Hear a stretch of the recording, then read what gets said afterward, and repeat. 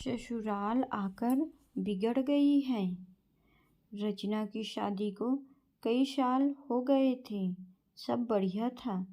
छोटी बहू होते हुए भी वो बड़ी का हर फर्ज निभाती थी, क्योंकि बड़ी बहू तो आते ही अलग हो गई थी।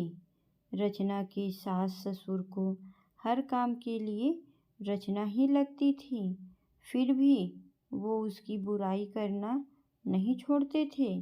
और सबसे बड़ी बात, बुराई भी अक्सर उसके ही परिवार वालों से करते थे, जो रचना को बचपन से जानते थे, या फिर रचना की सहेलियों से, या खुद के मायके वालों से।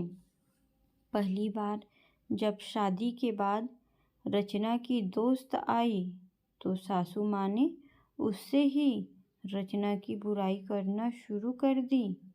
जब रचना को पता लगा तो उसने अपने पति नीलेश से कहा, माँ जी को समझा दिया था कि कम से कम जो लोग उसे जानते हैं उनसे तो उसकी बुराई कर खुद की जग हंसाई न करवाए, पर उन्होंने ना सुनी, बल्कि और ये आदत ही बन गई थी।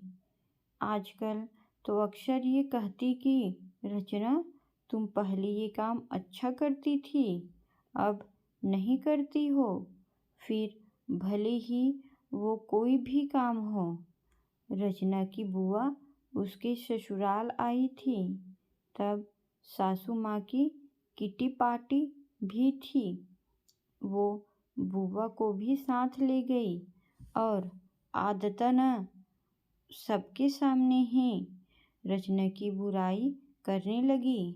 कहने लगी, रचना पहले सब अच्छा करती थी, पर अब कोई काम ठीक से नहीं करती। न ठीक से रोटी बनाती है, न सब्जी, न अच्छे से कपड़े पहनती है, न बच्चों का ख्याल रखती है।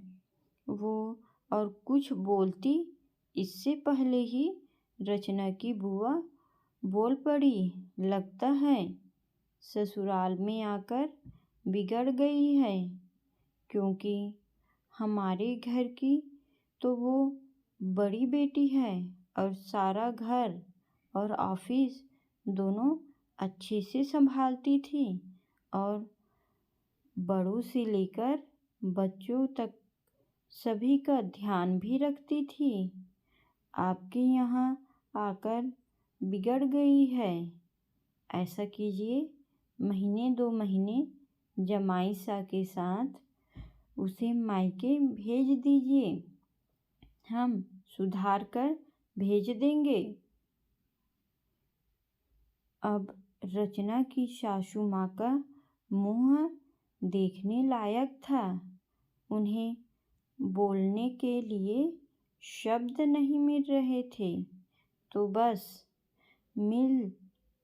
बस फिर उठकर चली गई, ये कहकर कि आती हूँ, जरा कोई बुला रहा है।